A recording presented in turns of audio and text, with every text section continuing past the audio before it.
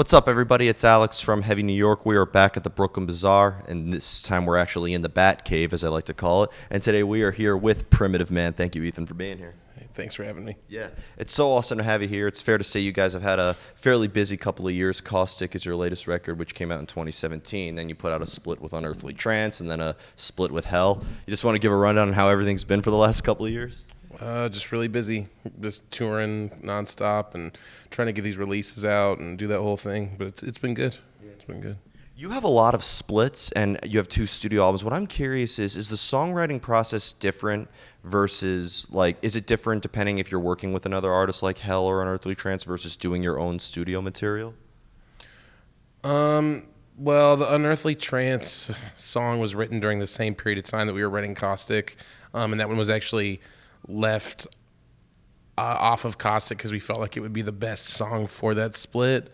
The Hell songs we just wrote with the intention of doing a split with them, but it's basically the same thing. Okay. So You don't have to, like, maybe adjust your style of playing or anything like that in order to sort of make everything work together? no, but I felt like the song that we picked for the Unearthly Trance split would complement people that would like Unearthly Trance a little bit more than our other stuff. It's like the most psychedelic of the songs that we wrote. Just has like a lot of spacey parts, and Unearthly Trance does cool shit like that. So we kind of went that direction for that one. But it wasn't written for the split necessarily. But after we listened to all the songs we recorded, we felt like it was the best one for that release. I got you. So.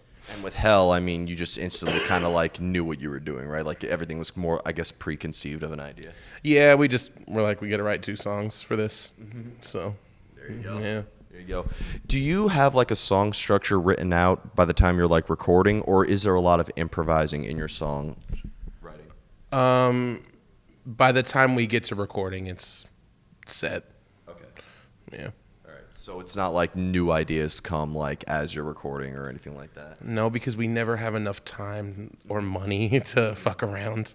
So it's really just has to be ready to go by the time we get there, you know? Yeah. When you're playing live versus, like, in a practice space or a studio, are you trying to execute the material exactly how people are listening to the album, or do you try to make the live presence a little bit more different than what people would get from listening to you?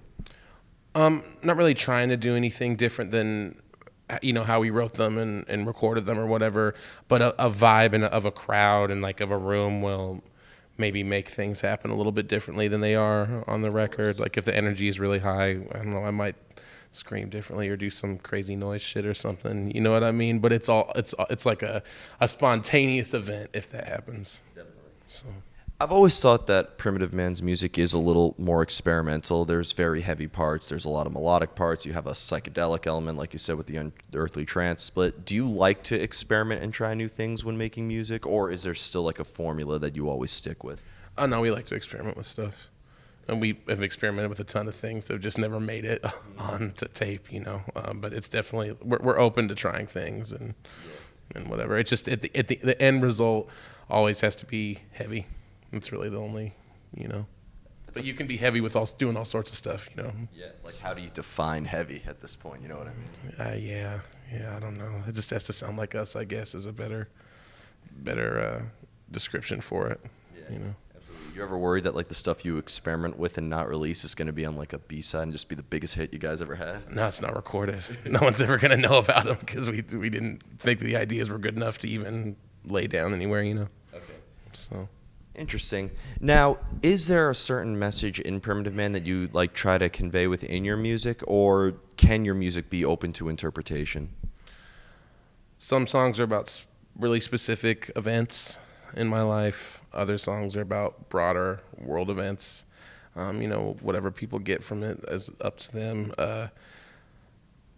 I'm not so specific that I don't think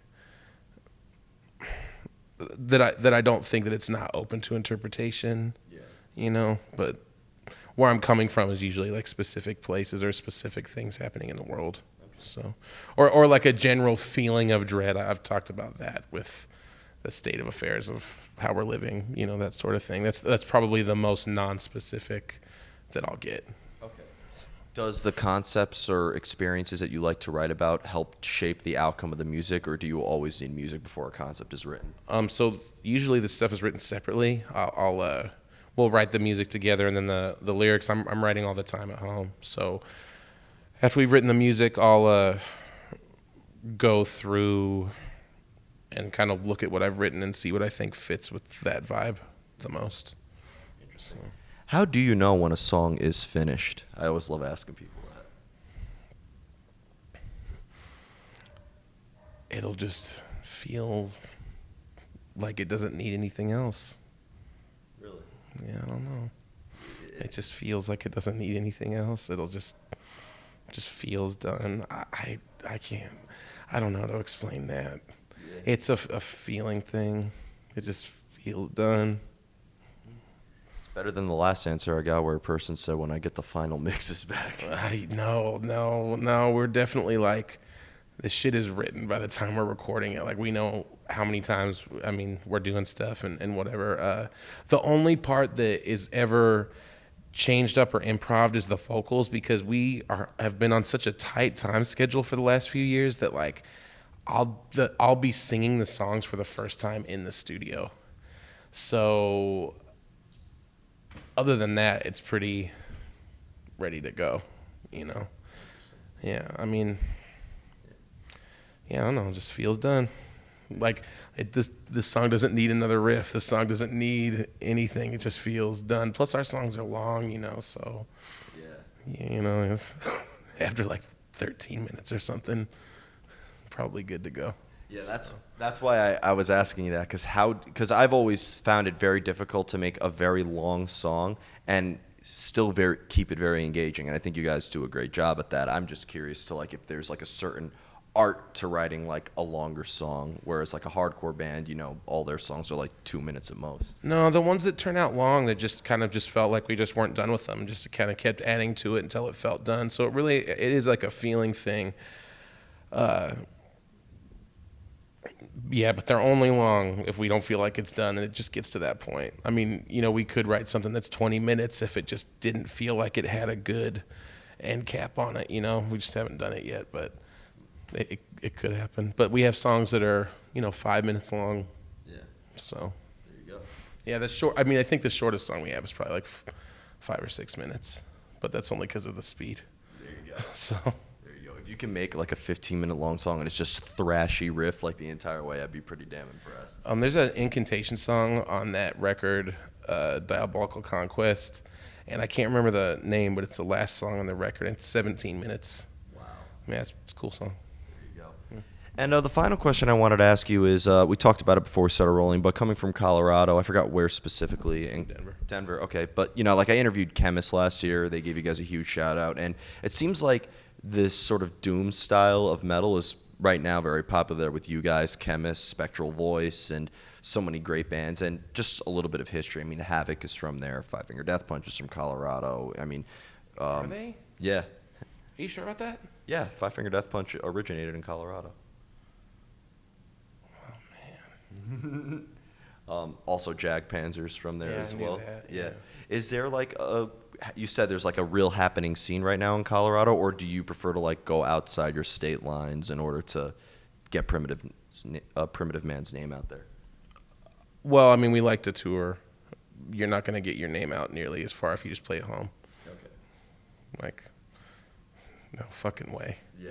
Like, unless I mean, you could get lucky. There's some people that have definitely gotten lucky doing that, but I don't know. There's a lot going on in Denver. We only play there about once a year, but I throw a lot of shows and like really involved with music in Denver and that sort of thing. But touring is definitely what we like to do. Absolutely. So. And you've mentioned like, you know, throwing shows there, and so you work with a lot of other musicians in terms of throwing shows and collaborating with other artists. That has to influence your music as well, right? Then how you do your songwriting. No, I really like we really write how we write, and I mean, I'm influenced by bands that I've liked growing up and like stuff like that, but we're never like seeing what's going on around us with our peers and trying to match that or anything. That's just like not what we do. We sound so fucked up anyway that it's just never gonna be like how some of the people around us are playing. Like Chemist writes like beautiful melodies and shit. That's just like never gonna happen with us. Even Spectral Voice, you know, those two dudes, they have some really amazing guitar harmonies and stuff that they'll do, you know, and with us it's just none of that. It all sounds bad the whole time. So I wouldn't say it sounds bad. It's just very raw and atmospheric. yeah, yes, from a different cloth, I guess. But you know, definitely not influenced musically by the people around us, but definitely like are inspired to keep it going. Like all of us kind of keep it going together. It's like a good community of people that you know encourage each other and stuff like that. So maybe in that way. There you go. So. Well, first of all, I'd like to thank you so much for your time. Thank you. Is there just anything else with Primitive Man that you would like to promote? I mean, Caustic is now 2 years old, so could you be expecting a new studio album? Any other splits coming up or any tours?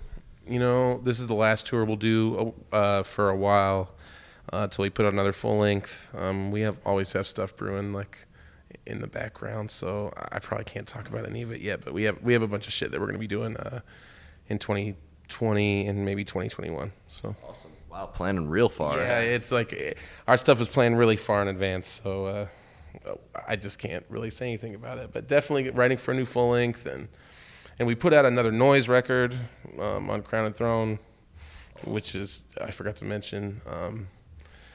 But no splits or anything just yet. Probably just gonna focus on the full length and then some other stuff. So. Thank you so much, Ethan. Thank you. Everybody, we are here with Ethan of Primitive Man. Pick up Caustic if you haven't already and check out their latest splits with Hell and Unearthly Trance. This is Alex from Heavy New York, and we will see you next.